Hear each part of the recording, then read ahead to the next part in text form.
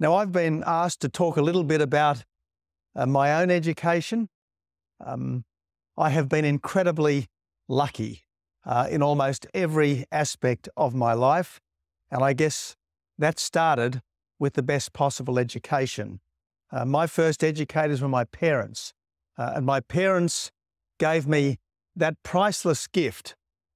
Try to see the good in others, because if you look hard enough, you can always find it.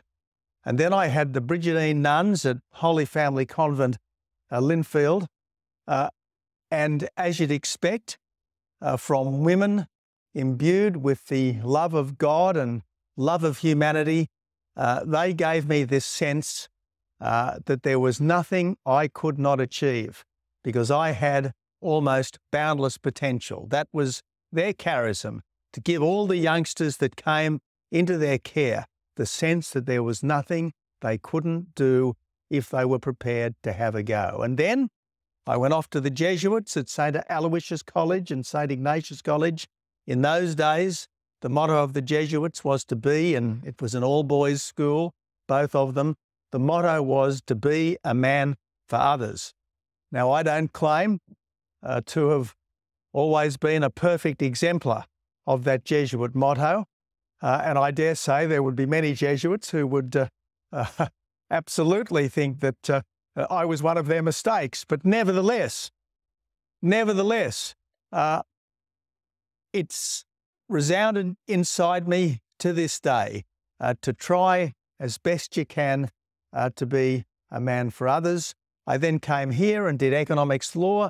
I have to say that I probably spent more time in the Students' Representative Council than I did in the halls of the Academe. More of that in a moment. And then I was lucky enough to go off to Oxford University. Now, the great thing about Oxford University in those days was the tutorial system. So instead of going to a lecture with a couple of hundred students where the lecturer hosed you down with his or her insights and wisdom, and you were expected to faithfully transcribe everything the lecturer said and regurgitate it in the exams at the end of the year. And in those days, they were all 100% exams.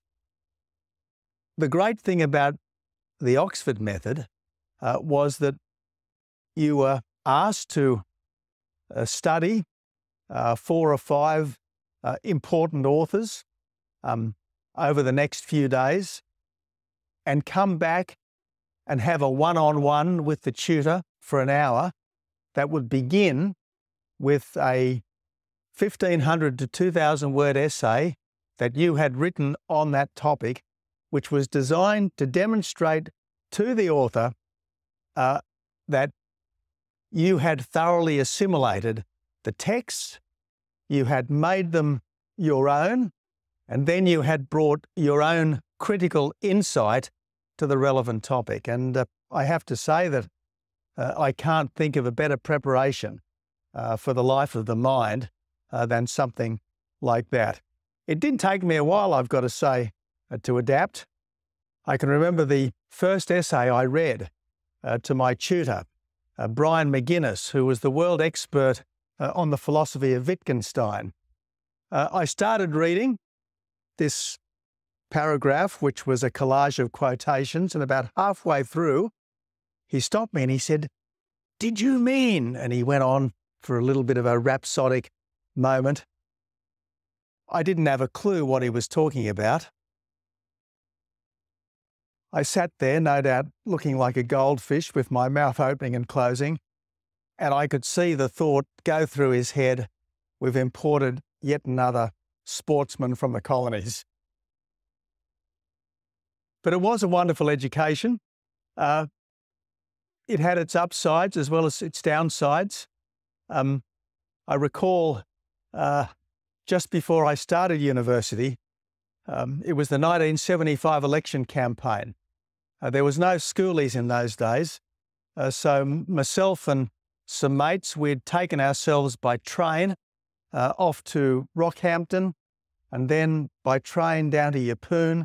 We then spent a week in this primitive island, North Keppel Island, not the one that used to be the TAA resort, but the one to the north that you had to get a special permission to enter. And on the way back, it was the 1975 election campaign, there was an election meeting. Senator Diamond Jim McClellan was the Labor Speaker, spruiking for the Labor candidate in the most marginal Labor-held seat in the country, the seat of Capricornia. And I spent most of the political meeting interjecting on Senator Diamond Jim McClellan, so much so that at one stage 2 burly Queensland coppers wanted to escort me from the meeting. I promised them I wouldn't say any more, and on that basis they allowed me to remain. And I went up to Diamond Jim McClellan afterwards, first of all to say sorry for making the meeting more lively than it should have been. And then I thought, what can I say to this guy? And I said, well, I'm hoping to study law next year. Can you recommend a good course, Senator? And he looked at me and he said, I'm pleased to see you recognise the necessity for further education. Years went by. One day I'm out here on the front lawn. I'd been invited to go onto the front lawn as the warm-up act for Mary Whitehouse. You might remember that name, Constantine. She was a British morals campaigner from the 1970s. Fred Nile, you might remember the wonderful Fred Nile, who's only just retired from the state parliament. Fred Nile, who was then, I suppose you'd call him a morals campaigner here in Australia.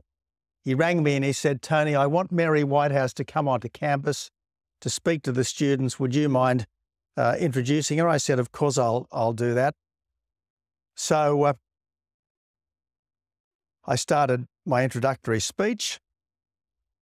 I made the big mistake of allowing myself to respond to interjectors. One of the interjectors said something quite interesting, and I said, well, I'm in two minds about that. And the interjector promptly responded, that's hard when you've only got half a brain. The day culminated with the news coming across that Mary Whitehouse had been told by the police that she wasn't allowed to come onto campus. So all the rotten eggs and tomatoes that they'd been saving up for Mary Whitehouse, I copped. Thank you for being a much better audience today.